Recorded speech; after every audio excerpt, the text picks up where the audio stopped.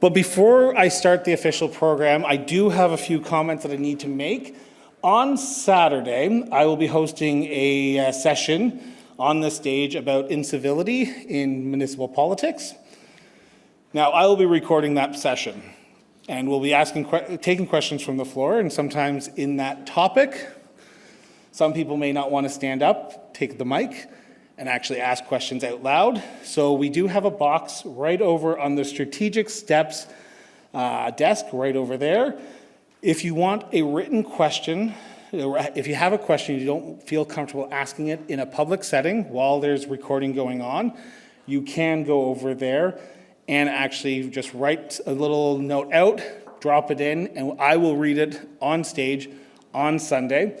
So just let you know over there. Okay? We're all good?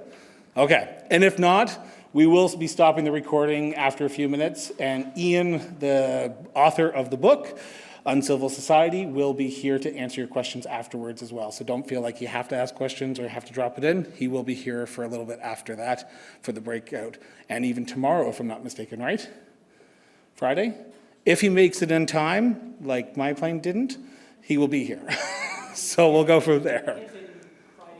Friday evening he will be here. So he might be here tomorrow night. If not, he'll be here Saturday morning for that session. My name is Christopher Brown. Some of you may know me, some of you may not. I want to just do a little bit of a background because we're making jokes about people and three-star generals not being able to make it to the correct location. This is my second time in St. John, New Brunswick, the first time actually being here for the right reason. Last year I was supposed to be at the MNL 74th anniversary in St. John's, Newfoundland and Labrador, but my ability to read maps and my flight attendant husband decided that he wasn't going to look at the schedule that I was going, and he said, sure, you can go to St. John. And I thought that meant St. John's, Newfoundland and Labrador, not St. John, New Brunswick. Beautiful community, I love it, and it's great to be here. My name is Christopher Brown. I'm the host of the online show Municipal Affairs, and today we are doing a special live recording here at the Atlantic Mayors Congress in St. John, New Brunswick. Now, it is very ironic that Craig made me host this because I spoke to Mayor Reardon last week, and I said St. John's to her about 6 times before she so nicely corrected me. And now I'm chairing a session with the mayor of St. John's, Newfoundland and Labrador, and someone from St. John. So every dollar I make, every time I make a mistake, $1 will be donated to the food bank here in St. John, New Brunswick. There you go. Today we have a really exciting show for you, diving into the heart of one of the biggest undertakings a community can take, hosting the Canadian Games, or Canada Games. These games are not just a moment in time, they're about a legacy. They're about the monumental effort required to bring them to life and the far-reaching impact they have on the cities, the regions, and that host them. We're here to explore what it really takes and what it really means for a community to step up to the challenge of putting on a national sporting event of this scale. You don't just throw games like these together. There's a massive amount of work, planning and collaboration involved in the bid process and in the delivering of the promise to the athletes, to the spectators, and to the entire nation. The level of effort is something that requires the dedication and commitment of every corner of your communities, from local leaders to businesses to volunteers and residents. It's all hands on deck, all working together towards a common goal of creating something bigger than themselves. But here's the thing. Once the closing ceremonies wrap up, the work really begins. Hosting the Canada Games isn't just about the event itself, it's about ensuring that the benefits from an economic, social, and cultural perspective are felt long after the athletes have left, the infrastructure that it gets built, the relationships forged, and the sense of pride that bubbles up in the community. All of this is the part of the lasting legacy that the Games leave behind. And the legacy doesn't happen in isolation. Regional collaboration is critical. These kinds of undertakings don't happen just with one city or one town. They require cooperations and partnerships across multiple levels of government, business sectors, and of course, neighboring communities. Today, we're going to explore all of that and so much more. And to do that, we have two special guests who are going to give a quick presentation to you before we do some questions and answers. And I'm going to introduce my first guest, and the first speaker. And I kind of have to do a little preamble here, so I apologize, Mayor Breen, but back in 2023, I launched my show, The Cross-Border Interviews, because I had been diagnosed with a brain tumor. Mayor Breen didn't know who the heck I was, the guy from Calgary, Alberta, and he gets a message from the FCM president at the time, Tanine Rudick, to say you should go on this guy's show, he's a nice guy. And he took the time, the mayor of a big city in Newfoundland and Labrador, to sit down with me for an hour out of his day to talk about what's going on in St. John's. So you were one of the very first guests on my show to do this, so I appreciate this, and I'm so honored to be able to talk to you again. And he is going to be talking about the upcoming Canada Games in a few months' time there in St. John's, Newfoundland and Labrador. So without further ado, Mayor Breen.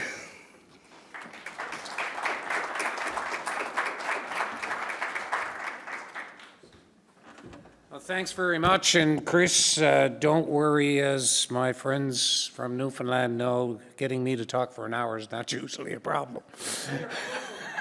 About anything. You just hold on there, Mr. Torbay. So I tell you, the Canada Games is an incredible project, and it's an incredible piece of work. And right now, am I hitting the right one? Oh, look, 49 days. And I think I can say it safely, shit's getting real. It is getting, as we've been counting down at 100 days downwards, and boy, it's a lot. A lot's been done. There's still a good bit left to do, but we're getting really, really close to that. So what I wanted to do today is just share with you our journey in getting here, and also give you an idea of look what's to come and what will happen in the future. Can you go back to the first slide so I can get a picture? Is that? It's over. Oh.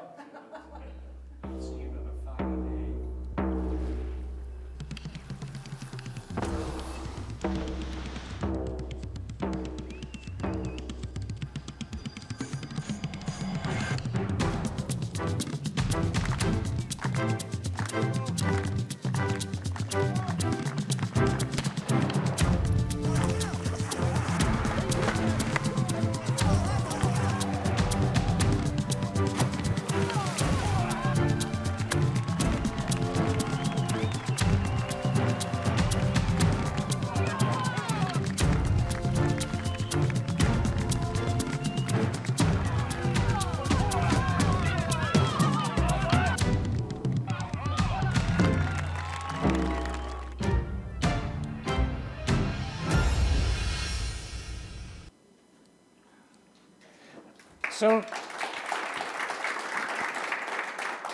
one thing that I learned very quickly in this is that we used a lot of videos to get our message across and to be able to inform the public, because telling the public what to expect from the Canada Games is almost impossible, because you really can't do it unless you've been involved in it. And even just watching that, you can see the excitement, and you can see these young athletes as they're reaching into their careers and working hard. So it's the largest multi-sport event in Canada. It's hosted by a different Canadian province every 2 years, alternating winter and summer.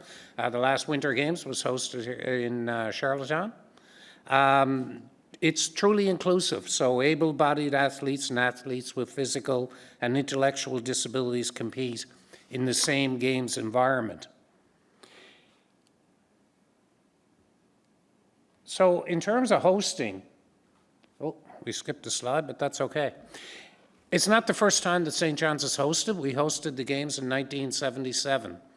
And I can tell you that it must have been a daunting task for the organizers of the 1977 games, because in Newfoundland and Labrador at that time, in St. John's in particular, we had no facilities. Like, we had to build a pool, baseball fields, softball fields, soccer fields. We had to do the whole thing. but a testament to the community and to good planning over the 48 years in between.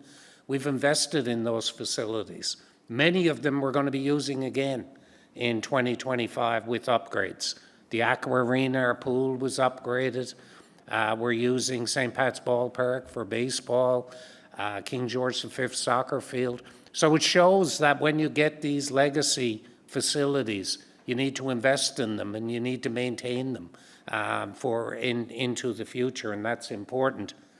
The next 3 games, 2025 in St. John's, going to St. John, New Brunswick, where Bill and his group will be taking over in 2029. In between there, Quebec City will be the host in 2027.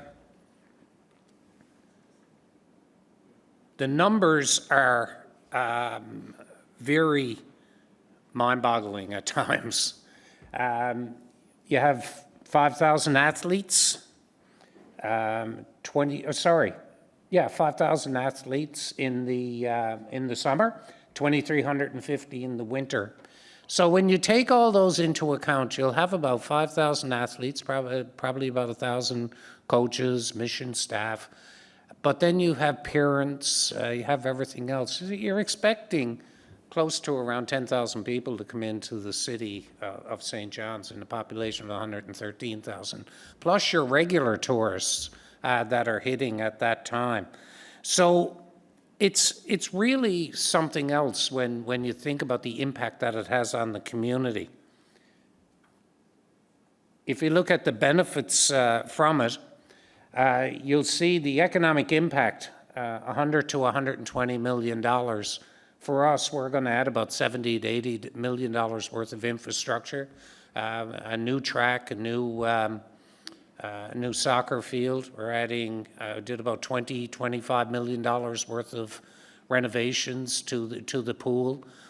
We built a high-performance training center which has an indoor warm-up track included in it, and has an indoor pole vaulting pit.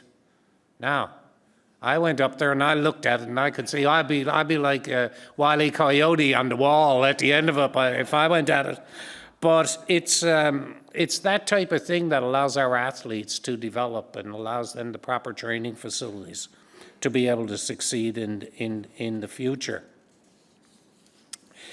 It also gives us a national platform to show our local arts and culture. Yesterday, at our 50-day out celebration, we pointed out that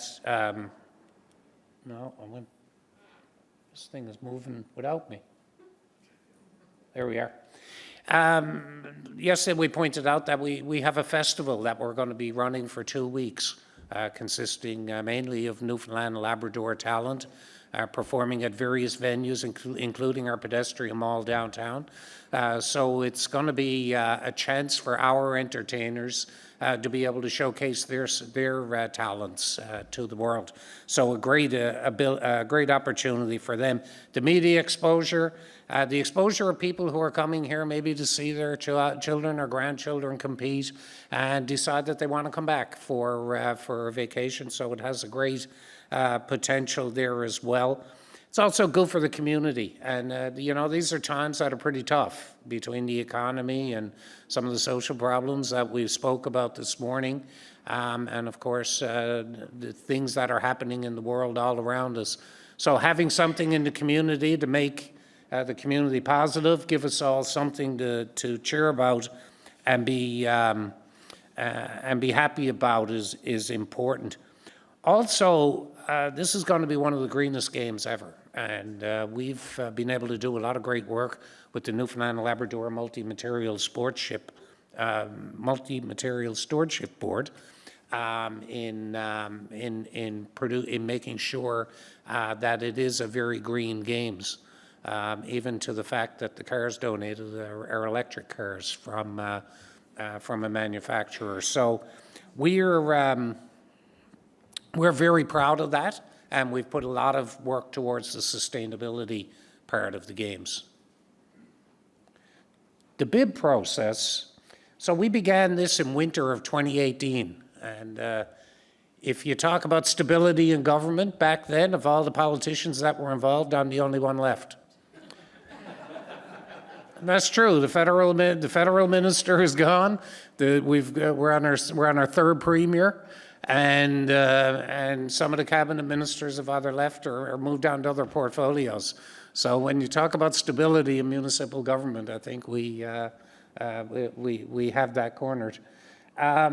So in the fall of 2019, the province invited bids to, and St. John submitted its bid. There was a whole series of technical review, site visits, final evaluations, and finally in the spring of 2021, St. John's was named the host city. By the way, when we were the Canada Games in 1977, it was a competitive bid process, and I think it was St. John, New Brunswick, that was the competing bid that year. That it turned out. So it's interesting how time comes around. But one of the great things about this is that St. John, New Brunswick knows that they have a friend in St. John's, Newfoundland, and friends to help them with their bid, and that transfer of knowledge is important, and one that it kind of becomes a bit of a badge of the host city to be there to assist the other cities, as Charlottetown has done for others, and will do as well.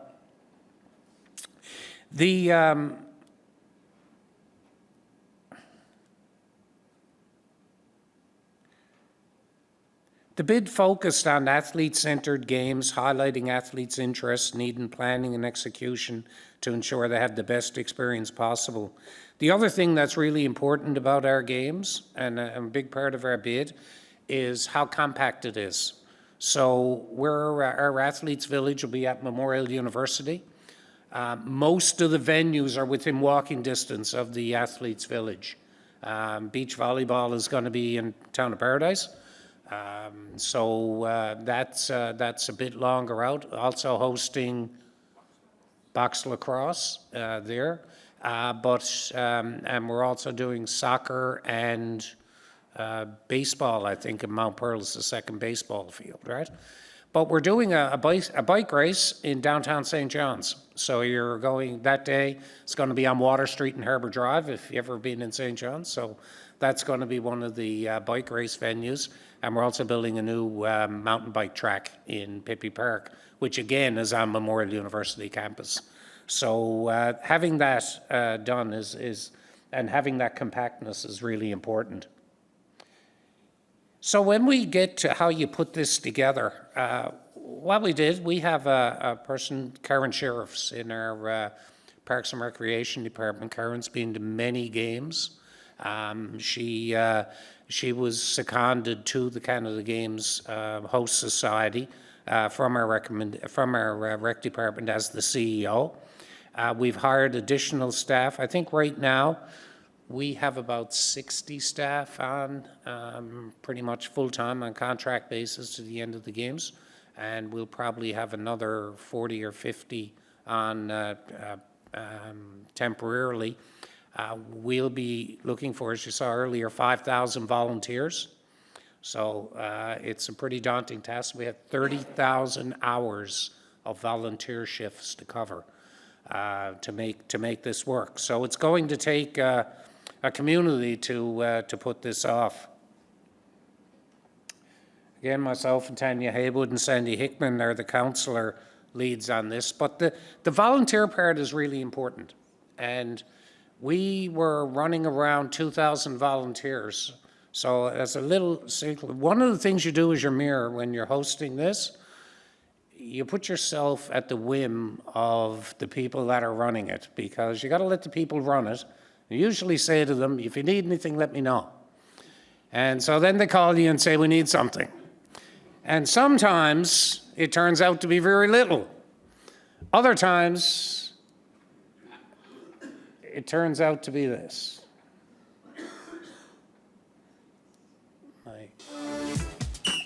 All right, team, listen up. Volunteering for the Canada Summer Games in 2025, not just about showing up. It's about being prepared the Newfoundland and Labrador way. faster. A good cup of tea waits for no one. All right, folks, the ultimate test of speed and strength and following basic instructions. Flag versus banner. Who's got what it takes? Go! Don't let the banner win. Now that's how you wave the flag for the games. All right, team, this is where precision meets speed. Volunteers will be assembling lanyards faster than a gull snags a chip. Now that's what I call games ready. Line up. I want to hear the best water yat this province has ever seen. What are you at? Oh, come on, put some heart into it. Make Alan Doyle proud. What are you at? What are you at? What are you at by? Yes. Now let's try it all in French. We've got the tea, the toast, and the water yats. Now we need you to join our team. Sign up now to volunteer for the 2025 Canada Games.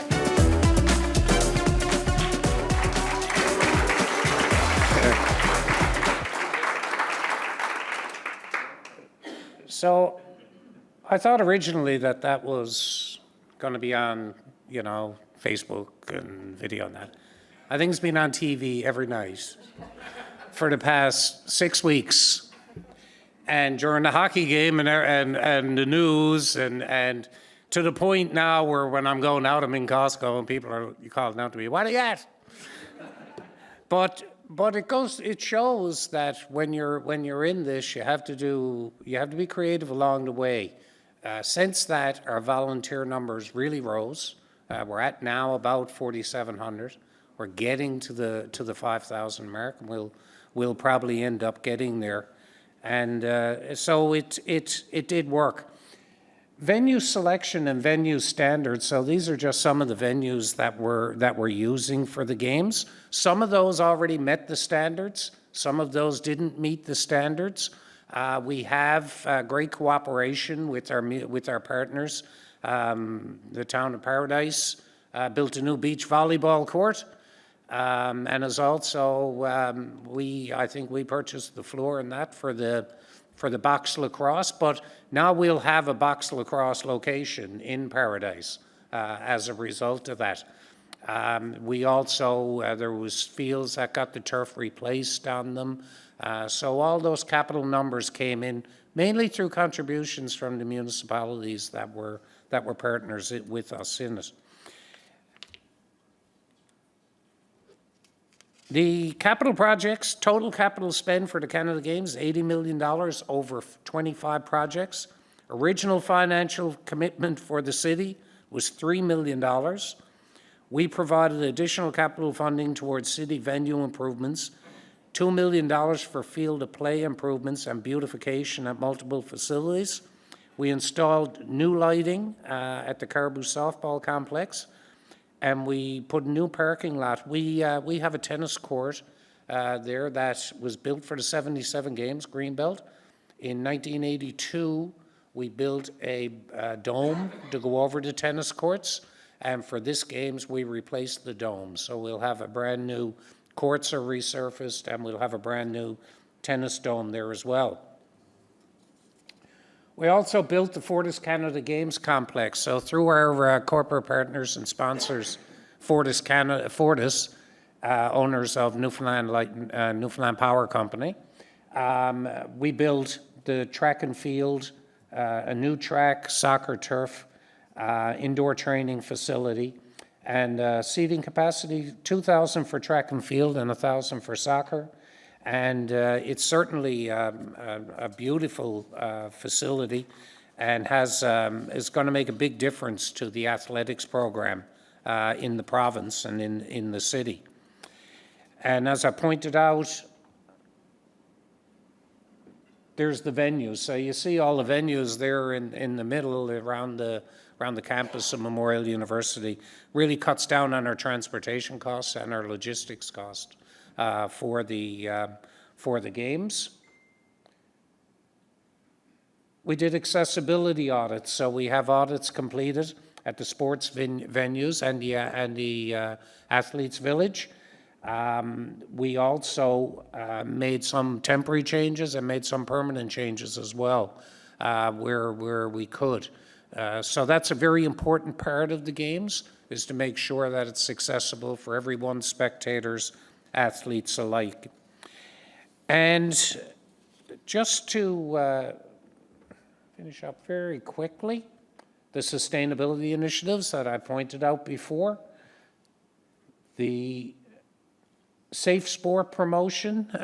We do a lot of training with volunteers, with coaches, and making sure that it's a safe sport venue that we have during the games. And the legacy. So the legacy is the most important part next to the athletic performances. When the games are over, we're going to be left with facilities that are going to give our athletes the opportunity to develop and to be able to compete nationally, and for us to host national and international tournaments. And that's an important part of this. Again, as we spoke about, transfer of knowledge, here to support future host cities, an observer program for people that are hosting in the future to attend. We do final reports, and we make the venue drawings available to other groups that are that are hosting in the future. And we're finished with our latest video.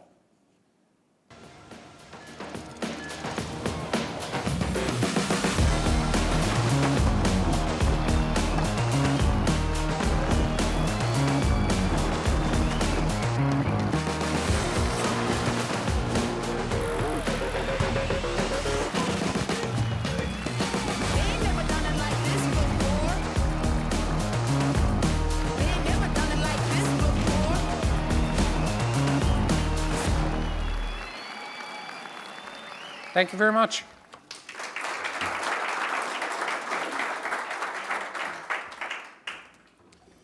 Thank you, Mayor Breen. And now we are going to bring up Bill McMacken. Did I get that name right?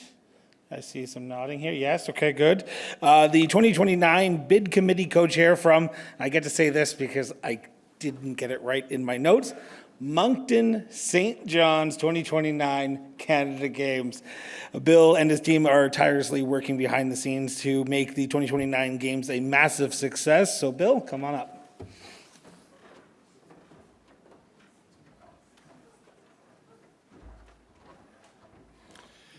Thanks, everyone, and nice to see you all today. Mayor Breen, wherever you went, you're a hard act to follow. I don't have a commercial like that yet. Right behind me. My involvement with these games kind of goes back a number of years, but I've been a parent. My wife was actually the youngest New Brunswick athlete in the 77 games over in Newfoundland back in those days as a swimmer. I missed out on 85 when we hosted here. I was injured that year and didn't get to compete, but I was there as a parent with my son. I've been a track and field coach. I was head coach in 2022 for track and field as well, so I have a long history with the games. And as we saw the opportunity approaching with New Brunswick to be bidding again and be in the queue, in St. John here, we were working pretty long and hard on this. And but as you noticed, the bid was actually a Moncton St. John bid. And so we want to talk about how that happened, what that's about, the benefits and the opportunities that created as we began to work through it. But thank you for having me. I'm here today actually as one of two people. I have a co-chair, Louis Legier, my Moncton counterpart, and he sends his best wishes. He could not be today, but we're working very much as a tag team, and I've spent 35 years of my life working side by side with my brother in business, so I've sort of called Louis now my new adopted brother. And we're working very much as a tag team as we carry this off. But back in April of this year, April 2nd, it was announced that Moncton St. John would be the host for 2029. Interestingly enough, and I'll tell this room, we were the sole bid for New Brunswick. It was coming to New Brunswick, and how that happened is interesting, but we had to go through just as formal a bid process as if there were 4 or 5 bidders. But this was an exciting opportunity for us, for both of our communities and both of our regions, and I want to just tell a little about how that happened. Mayor Breen already covered a lot of the stats as they go through the games, but I won't go through all of those because they're very similar games to games. But we're talking about an event that has about a $38 to $40 million budget and a capital budget, in our case, that'll be $30 to $40 million as well.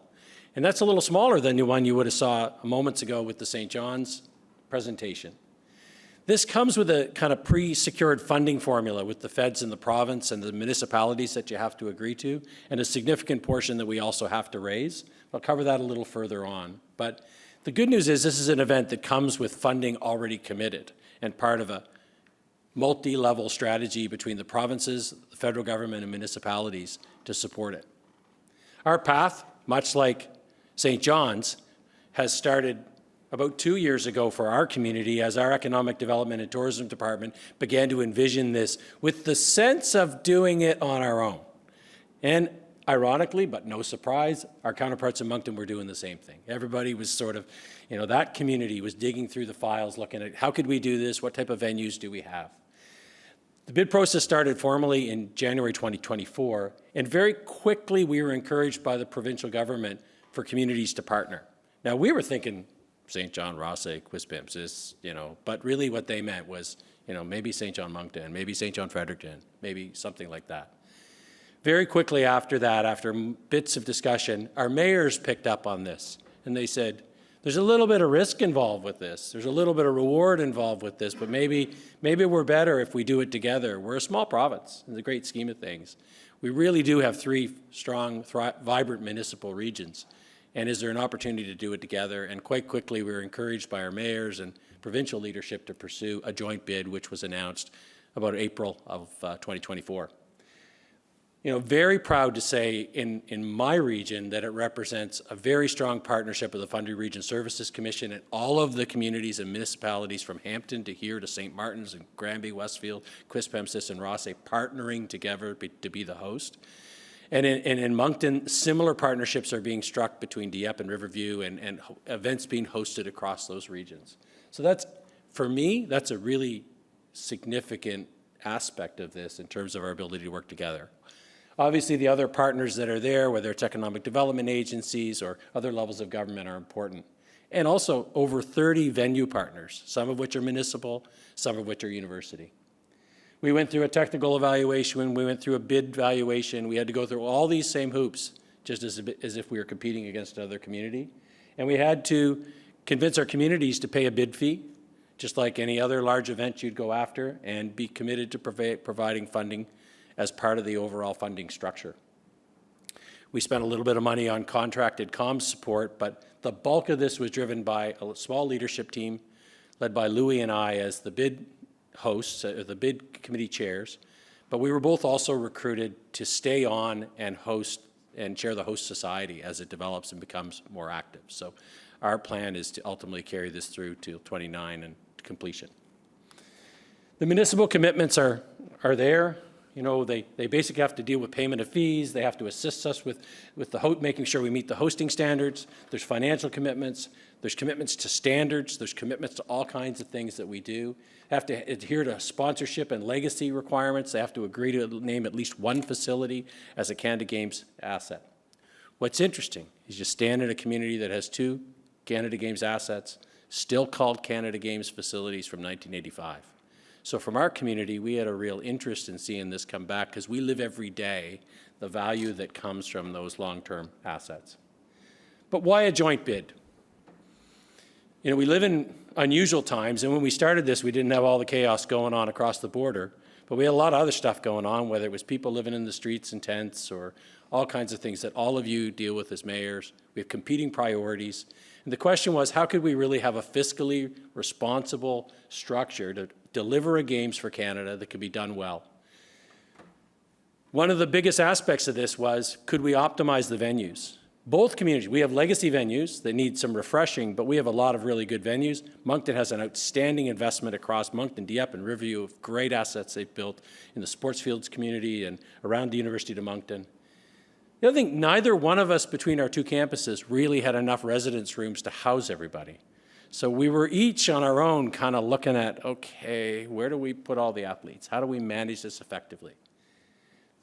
The province said to us, we would rather invest in existing facilities, upgrade legacy facilities, help give them a new life. We have a 40-year-old pool that needs life breathed into it. And how can we do that? So it was a capital savings project from that point of view. We could right-size our villages. We could share the risk and the opportunities across the communities. We could ask our municipalities to invest a little bit more than just half and come in and do a little more. And as Canada Games travels across the country and wants to open themselves up to new communities that could potentially host, we potentially establish a bit of a new model of how this could be done, how smaller communities could come together if they're close enough together to bid on events of this scale. How does it work? We are basically going to have half the athletes in each community each of the weeks. If you don't know the games, half come in 1 week, get an opening ceremonies, compete for a week, go home. A new group comes in, competes for a week, and has a closing ceremonies. So unless you're a two-sport athlete, you either get an opening or a closing. I've been to multiple games. I've only ever been to one opening because we've always been a second-week sport. Never always go to a closing if you're a track athlete. Sports are split. We've done a significant job around gender split to make sure we have equal number of male and female athletes, a fairly decent split on the para-athletes. We have 2 village locations built around our 2 universities.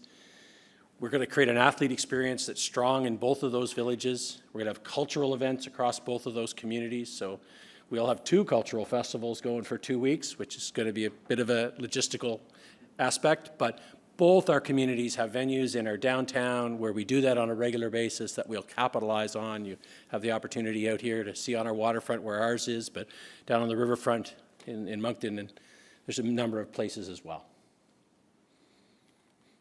Some might ask why bid at all. For us, our why was a who. It was about athletes.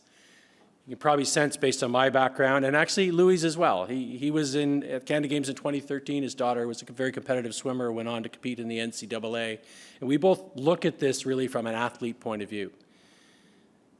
What excited us about the joint bid and why bid at all was we felt we could create a platform in this province where if we're not going to invest quite as much in capital, maybe we can invest more in our athletes. You know, in New Brunswick, we don't put as much into sport and recreation as some of our competitor provinces do, whether it's Nova Scotia or Manitoba or elsewhere. And we see this as an opportunity to raise that game, to give our athletes a chance to, one, get a stronger supported system that'll carry them through to 2029, but also beyond, maybe the international stage. One of the athletes that's in the picture there, and he was also in your video, throwing a javelin, is a St. John lad who was silver medalist in the decathlon a few years ago, trained here with our club. The guy on the one on the far left over there was in the Olympics, also from Quispamsis, and was in the Olympics last year as a hurdler. So this is a training ground for leaders in our community and the type of enthusiasm that can be created, and a chance for them to show their loved ones what they can do and amplify their achievements. But we had a vision for the games, much like most communities do around this, but that vision was very much built around building a platform for our athletes and using our athletes to inspire and kind of raise up our communities and our province to a higher level and create some passion around being a proud New Brunswicker, taking that to a national stage, and really trying to show off not just our community but our province. 5 pillars support that, one of which, as I've already said, is about making a lasting impact on New Brunswick sport and making sure we're investing in our athletes, investing in our facilities. But with this, we see through this joint hosting an opportunity to bid on other events. This has created a partnership between the 2 regions that we think will allow us an opportunity to look at other things, bigger things that none of us could do on our own, but would allow us to pursue other opportunities in the long run once this event is passed, and even in the lead-up. Mayor Breen spoke well about the economic impact, and it's proven well. Interesting thing about these games, they've never run a deficit. So they've always created a legacy, they've always had a profit, they've always had the ability to do it. I know some of your communities are small and may not look at bidding on this, but if you're adjacent to a bigger community or you see the partnership model here could be applied to a number of other events that would be a smaller scale or other opportunities that you might see in the sport tourism sector. But we see the opportunity by optimizing venues, much like Mayor Breen referenced, that we're going to upgrade our game in a number of areas across facilities. In St. John, we're really excited about the fact that our 85 legacy facilities will get a significant refresh and upgrade. We'll attract people to New Brunswick, And there's probably somewhere between $150 and $200 million economic impact to this. Most of the games have seen that, if you can really track all the pieces. There's a social aspect to this. It's fully integrated from a para point of view. There's a huge opportunity around the cultural side to engage with across our community with different cultural groups, with different aspects of the community, to create a platform for them to be involved, to be celebrated.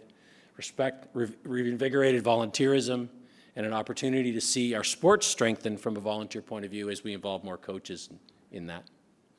And I mean, I've been an advocate for sport most of my life. I see this as an opportunity that sport can be used as an economic tool to raise our community.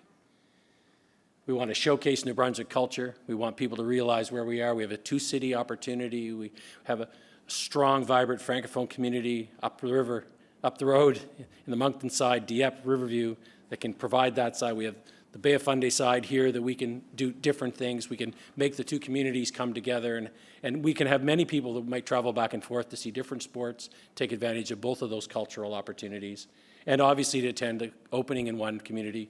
Our opening will be in Moncton and our closing here for an opportunity to share the experience of both. And much like the St. John's experience, we have a number of environmental actions.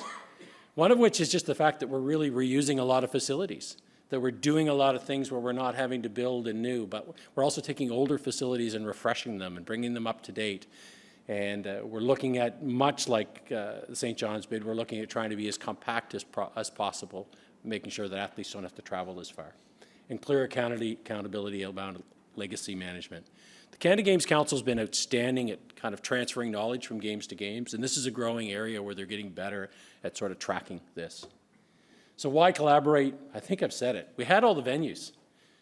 We had actually the ability to have a bigger, stronger volunteer team across the two communities, both decent-sized, mid-sized communities with lots of people interested to be involved, but a stronger team together. We also have a bigger market to sell tickets for events in, many of our biggest companies operate in both communities. Some of those family names you see around this town and Greater Moncton that, it's our key part of that, and we want them to help us make this a success. And as I said, share the risk, share the reward, make it a New Brunswick experience, and set the stage for us to bid on future things. So we're excited about this opportunity, and with that, I guess I'll take questions of either of us. Thank you.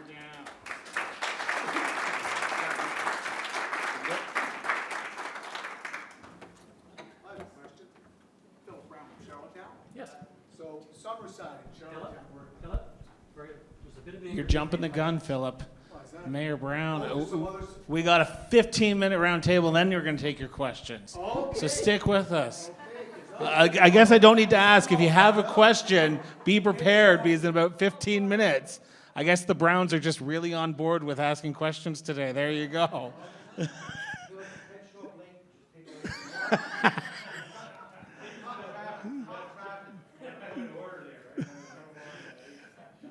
So while I was listening to both of your speeches, I was hearing a lot about the collaboration approach. Collaboration comes in many different forms, whether it be through fellow other municipalities, businesses, volunteerism. But there's one thing that I didn't hear a lot about, and I just want to get Mayor Breen on this for a second, and that is the Indigenous partnership, the cultural partnerships between Indigenous First Persons in Canada and these games, because they're part of the games as well. Yeah, no, that's very important, and the Indigenous representation on our host society has been able to bring that to the forefront. So all those parts are all in the program for the Canada Games. So it has been done very much, not only Indigenous people, but also the Francophone community in the province has been very inclusive. And also being an active participant in the host society. For yourself, Bill, I'll just get you to pass the microphone over. During the bid process for Moncton St. John, was there an Indigenous lens that was looked at as well, or was it more from a sports lens? I'd say both. I mean, we've reached out significantly across the community to the organizations that work with the different Indigenous communities. We've made, I will say, only initial communications there. But we see it happening on two levels. We want to see their communities impacted by our sport goals and our legacy around seeing more athletes on the teams and perhaps more athlete involved and recreational sport opportunities provided in those communities, working particularly with, say, the Aboriginal Sports Circle. And second to that would to be the more obvious is that they deeply involved in the cultural side of the programs that we do in both communities. But we think the sport one provides the new opportunity that we can work with those the different sport leaders in those communities to help make sure their athletes are getting opportunities to be involved, opportunities to be on teams and be engaged specifically. Awesome. I want to stick with you, Bill, if you don't mind, because you are the second games to be hosted by two municipalities. The last one was Bathurst, Campbellford. I think that was in the Campbellton. Sorry, I apologize. Thank you so much. I think that was in the 90s, early 2000s, if I'm getting my 2003. See, look at that. Are you working off of a new sort of model here, or are you trying to make something that other municipalities can use into the future? Because this is a new era that we're entering into in the Canada Games, and this could be a legacy in itself of joint municipalities working together in that collaborative approach. Are you working with what Bathurst and Campbellton did, or are you going something brand new and fresh? It's safe to say every games builds on the others. So there's learnings that come from both. The Bathurst-Campbellton example is a little different in that the sports were split, but the village was really still one common village. This will be, and we've seen instances where there's been satellite villages, Winnipeg being prime example I know of. So this is still unique again, and I think our challenge will be one, to make it still feel like one big games. I mean, we're only an hour and 20 minutes, hour 50 minutes apart. It's not like it's very far, but still to make it feel strongly like one games, which is a big goal of ours. But I think there's a lot of collaboration there, and I think it does open the door as the games move around the country. The model of how it gets bid on will change in the 2030s. There's going to be a new kind of approach to the rotation, and I think it'll open the door in across the country. Different communities that are close together that could jointly bid. For yourself, Mayor To be honest, if you drive from the top of Waterloo to the bottom of Kitchener on a certain day, it's an hour and 15 minutes to make that happen even. So even you could drive an hour together. just in downtown Toronto Exactly. and not get past one streetlight. So I completely understand. Mayor Breen, for yourself, collaboration around your fellow municipal leaders, whether it be Mount Pearl or Paradise, when you started this bid process and now we're 49 days out, has the collaboration between the two or the many municipalities around you gotten even stronger, getting closer to the date, or have they always been strong? Well, they were always strong from the beginning. I mean, the first, when we approached Paradise, Mount Pearl, CBS, who have facilities involved in the games, they certainly were right there to upgrade their facilities. We helped out in certain circumstances, but generally they took on those financial commitments themselves. Luggy Bay, Middle Cove, Outer Cove, which is a smaller community just on the border of St. John's, is hosting one of the bike races in a very scenic area. And, you know, the work that's been done down there to prepare for that, they were all very, very excited to be part of the games. And, you know, it's also really important that our boundaries they all touch each other. Like, you can wake up in one community and drive to work and pass through 4 communities in the run of a day. So everybody is involved. Some may work in St. John's but live in Paradise. So we're all intertwined anyway, so it became very natural for that to be put together. I was going to say, but St. John is Paradise. St. John's is Paradise. There's my $1 I have to give to the local food bank already. Bill? Yeah, I think keep thinking about this, and we have talked about this a lot. I mean, the Charlottetown 2009 Summerside examples as well, were areas where the collaborations were deep across smaller provinces that really make it viable. And again, that's sort of the perspective and model bringing it. You can't do, even if you host it in one municipality, you're ultimately reaching out to your regional suburban communities or adjacent communities in order to satisfy all the venue needs, and it's exciting in that sense. sports tourism has become one of the major pushes for a lot of municipalities across all of Canada right now. I was just chatting with the former mayor of Red Deer, Tara Reid, who was the mayor at Red Deer at the time when they hosted in 2019. How do these games help sports tourism in individual municipalities like St. John's or Moncton St. John's? And do you see a legacy of building off of what happened in your previous games in 1988 and 77, 85 and 77? Yeah, absolutely. I mean, if you look at the facilities that we're using, our baseball field is one of the top fields in Eastern Canada, and we can host national championships on that. We can now host national track and field events where we never really had a track in St. John's around the Avalon Peninsula. There's a new one built in Gander as well, which is a good investment for the province, because our athletics program could be very strong with these facilities, allowing people, not only the athletes, an opportunity to have proper place to train, but to be able to bring in competition and to be able to compete against other provinces. So it's important. The swimming is another one. The Aqua Arena, because of renovations in St. John's, was shut down for 7 or 8 months, and that really hurt because the swimmers didn't have another 50-meter pool to swim in, and some were even going to Halifax and beyond to train. So these facilities are very important, and the legacy now of these being rebuilt will continue for the next 30, 40 years. I kind of have to ask a weird question. I don't know how to ask it properly, so I'm going to just try, and bear with me for 2 seconds. The lasting legacy on a municipality is great, but the lasting legacy on the athletes who are actually there competing at these games is also something that's impactful. Bill, if you can, what is the legacy that the athletes take away when they leave events like the Canada Games from different municipalities? Because this is the first time they're competing on a national stage sometimes, not always.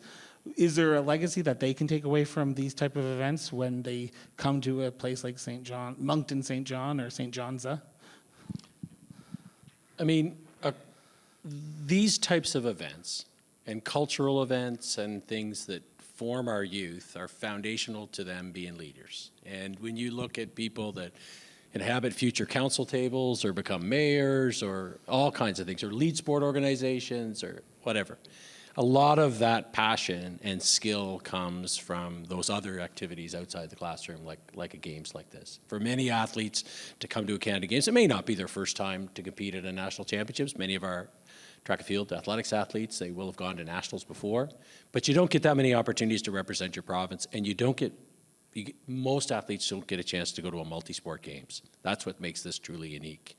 The opportunity to be there with the soccer teams and the volleyball teams and all the other things that are going, that creates a different energy than when you're at your sole sport games. And so, you know, at a time when you're looking to kind of unite the country, which we've done quite well around some crises the last number of months, this is also a uniting opportunity for youth. It's a chance for them to show pride of province, pride of country that's quite unique. And one of our volunteers that helped us with the marketing side, you know, quoted, I think it was Bono, who said, you know, the world needs more Canada. And she said, well, Canada needs more Canada Games. And, you know, we need more events like that unite us and create that high level of pride. That's important, and that's good.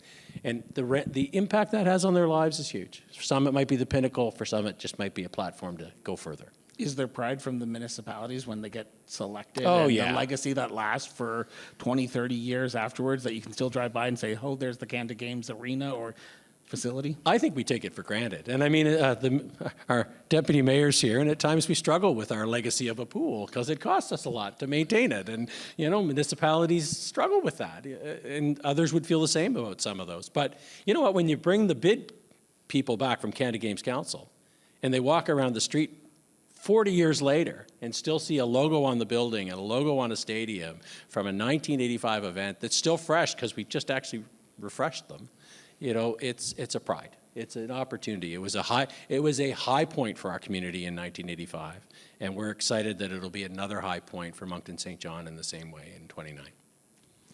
I have one last question for Mayor Breen, and then one last question for Bill. You talk about building on the legacies of the previous games, of what happened last year. You sort of build on what they did and they make it better. Now we're 49 days out from, as you said, the games.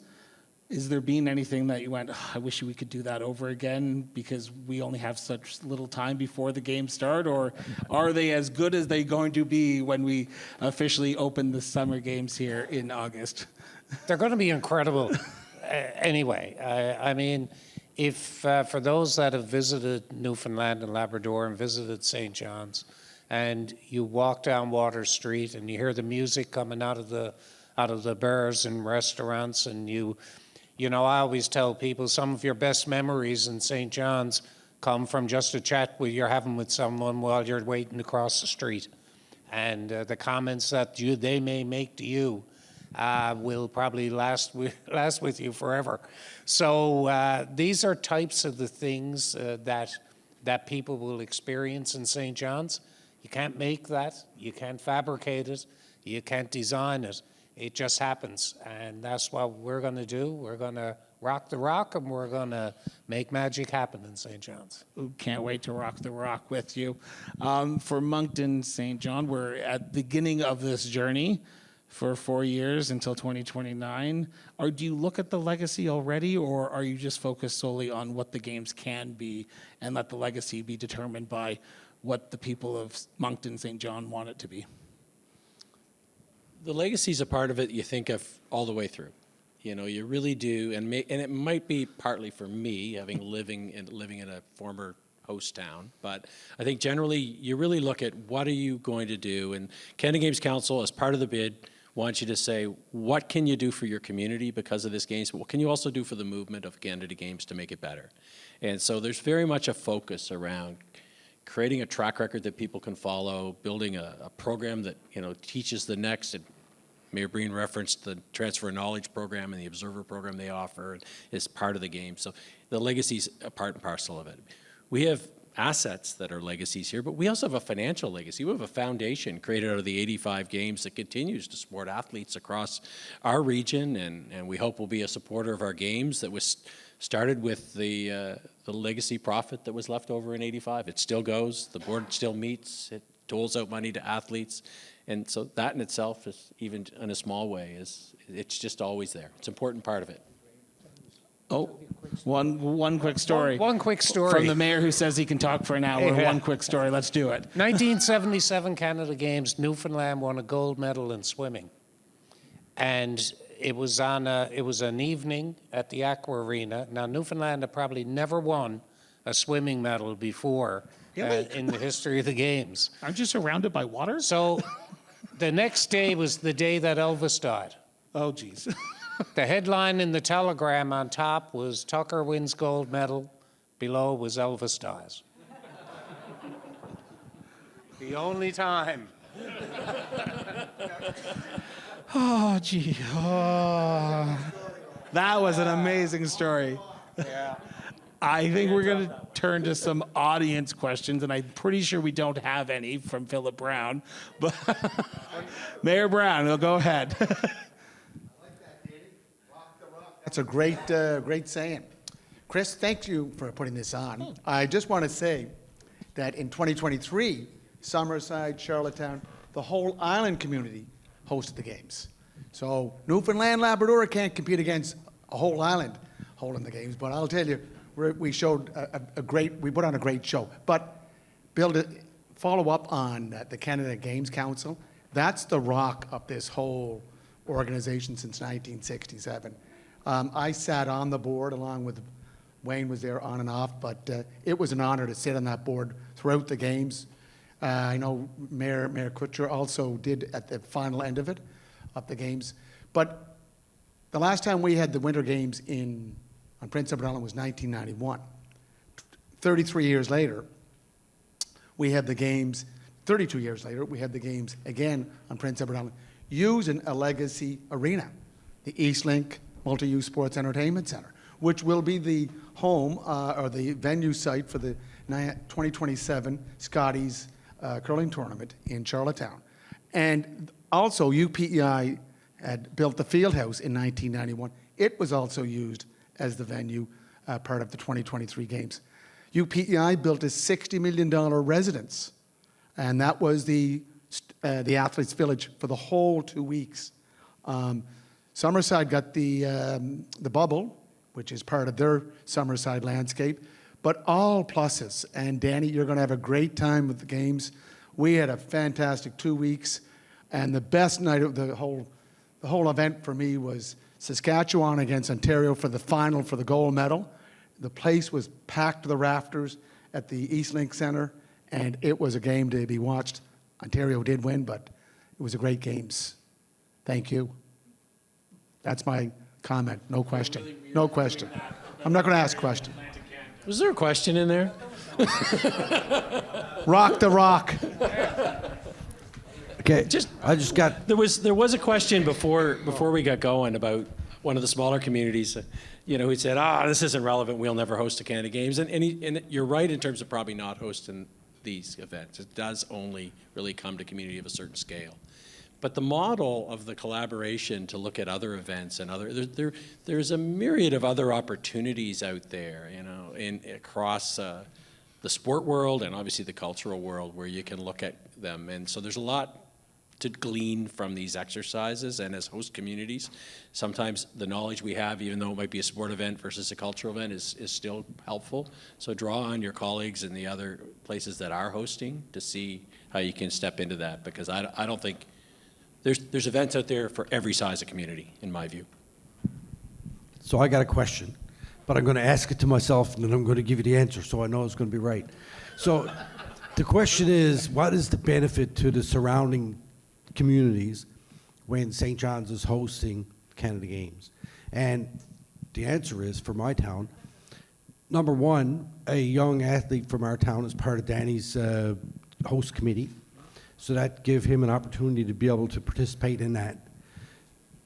Thank you, by the way, for putting our town where it is on your map, because although we're not part of the Canada Games host towns, we are right there, and we are partners with the City of St. John's in Destination St. John's. So that's going to be advertised throughout that, and we're going to get visitors coming to our town because we are right on the border, and they're going to want to come down and see our seascapes and the ocean and whatever else is going on at that time. And probably we will be scheduling things to happen around then in terms of probably concerts or cultural events and those type of things. So that's the benefit to my town, and I think that people need to get over sometimes their worry about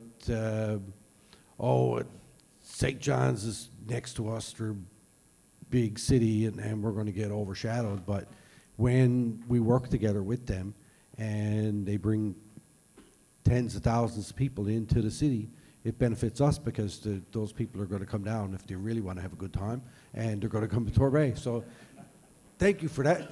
I think I answered my own question perfectly. I think this is statement period. You and Philip should get together, talk to each other. You don't need us. We got a question from Mayor Black from Tantramar. Thank you. This is wonderful news for the Atlantic provinces. The question I ask may be a little touchy, so I apologize for that. It is wonderful news. You do, than me. For those in the room who are not from New Brunswick, our province went through a forced amalgamation in 2023, so we have a lot of communities that have amalgamated, mine included. I'm the mayor of Tantramar, not Sackville. And through that amalgamation, we also had new mandated services for our Regional Service Commission. One of those is infrastructure cost sharing. And what this means is that smaller municipalities who don't have a rink or a pool, for example, pay into some of those facilities that are in other communities, not their own. So this means that everybody, if you can't have a pool, you can at least have a pool in another community and you pay part of that. So my question is, I guess for St. John, and maybe this is for yourself or for the deputy mayor, I'm not sure, but you were talking about $30 or $40 million infrastructure in St. John, and I assume that Moncton would have a sizable infrastructure cost as well. Does this mean that the communities that are in your regional service commission are also paying for those facilities, maybe not for the games themselves, but operationally in the years to come? So I'll answer, John. I'll let you off the hook because in our case, our bidder is actually the Fundy Region Service Commission. It's not the City of St. John. It's not the individual municipalities. And so actually quite proud of them and us that we were able to get that into the process. That's our bidding community. And in part that happened because we have a strong regional economic development agency that's responsible for tourism development as well, called Vision St. John, which really services that whole region. So they worked with us to help develop the bid process, and it was through that process and the briefing of those mayors and that structure that decision was made. It would be done that way. Yes, the debate around cost sharing those regional facilities has always been a hot one here. We've had a regional facilities commission that had to share in some of that since the 90s. It was put in place in the 90s, so it predates these whole regional structures. But we also had legacy assets that everybody was looking at. And we knew we had to invest in our pool, for example. We knew we had to invest in some of these other areas. And there's really no one around that table that didn't realize it was going to be easier to get more investment from other people with the gift of a games bid than if we just did it without it. We had to renovate our pool no matter what. It's 40 years old. There's a number of things that have to happen. The fact that we have a games makes that process easier, faster, and probably with a greater cross-sharing. The 40 million is approximately the total, although I'll be honest, that's Class C estimates that were done last year that may change. To be honest, the bulk of that is at the pool. The pool's the single biggest piece, and probably the balance of the rest is split between the two regional areas. But it does cause us a bit of angst with certain councillors, but we've been able to get through that, and everybody's genuinely supportive and excited. And I think there's a lesson in that, I guess, for other regions too, that maybe if we can find the right events and the right motivations, that you can buy into that model and help build some new assets in your communities. Okay. So a question over from Mayor Myra from the town of Lunenburg. It's more of a comment. I was the gentleman that said, I think I'll take off maybe and grab a beer because this doesn't really involve me because we're pretty small. But I'm glad I stayed because I'm really impressed with what St. John and Moncton's doing. I know Moncton. I know St. John. I have no idea the other communities you named off there, per se, like Hampton, those other areas. But I'm glad to see the collaboration, and it's showing some of the smaller communities that are around you that might get some noticed while people are here. I find in Nova Scotia when we host it, it's either in Cape Breton, and Cape Breton does a phenomenal job collaborating within the whole the area of Cape Breton.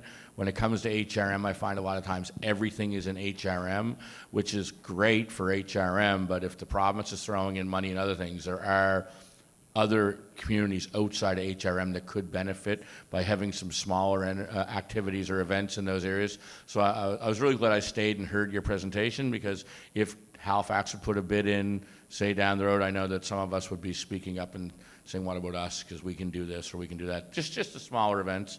But again, thank you very much. I'm glad I stayed. Look, I will admit to being a very loyal New Brunswicker, but a pretty hardcore St. John guy.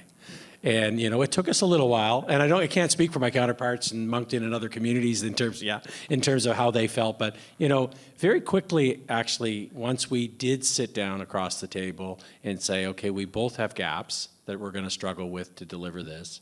And the more we worked together, by the time we got to the bid evaluation process, we were walking down the hall like we were one family and one team, and that was really quite cool, to be honest. And it was, and we're really kind of excited and already looking ahead at other opportunities. And I think that's the nugget here, beyond just the games, as to what else can we do together? What other sporting events or cultural events or things can we look at that are big enough for both communities? And maybe we'll get generous and talk to Fredericton too. But, we want to see the opportunity to grow the province, and this is a unique chance to do that. Awesome. I'm going to do one last call for questions or comment because it seems like this is comment session as well as question session. Thank you, Mayor Black. Hey, Christopher, Wayne Long from Charlottetown. You touched briefly on sport tourism. In Canada, it's one of the fastest growing segments, $7.4 billion to the Canadian economy. It's pretty powerful. However, you have to balance that and justify, obviously. And to Danny and as well as Bill, you know, you're coming into your moment, you're coming into the games, the heart and magic of the games themselves, and the athletes, the ceremonies, the pride of the community, the elevation. And there's lots of legacies left from games, including infrastructure legacies, foundational types of legacies. Just wonder if you gave any consideration to the afterglow as a whole, the wellness of your community, the culture, the return visitation, and the impact as you move down and look upon the horizon. I think that's for you, Mayor Breen. That's a community question. You know, I guess what you're doing is you're really, can't see you there, Wayne, I want to see you when I talk to you. I guess, you know, when you look at any event that you have, the community and the culture and the spirit of the community is what you want to portray, because that's really what makes your community special, is the people in it and what they do. If you have, like, been at major sporting events when somebody has won something really specific, like, I've never been in a place like when Brad Gushue won his first Brier. That was an incredible moment in St. John's. Sport tourism brought that special moment to the people of St. John's who were sitting there and watching him after so many years trying to finally win his first Brier. And like the story I told about Blair Tucker winning a gold medal, and they almost had to put the roof back on the pool. Because those are the things that communities rally around. Those moments when you have a Canada Games, those moments happen almost daily. And it's not about winning the medal, it's about somebody achieving, it's about somebody finishing their race. But what that does is that encourages other people that are watching to continue with what they're doing, whether it's a sport, whether it's their work in school, is showing people you can achieve. And that's what we do. We set the table for people to be able to achieve. And sports does that, as do many other things. So the lasting legacy is leaving the community with a good feeling, not only the people that visited you, but the feelings the people visited you and performed gave you and inspired you.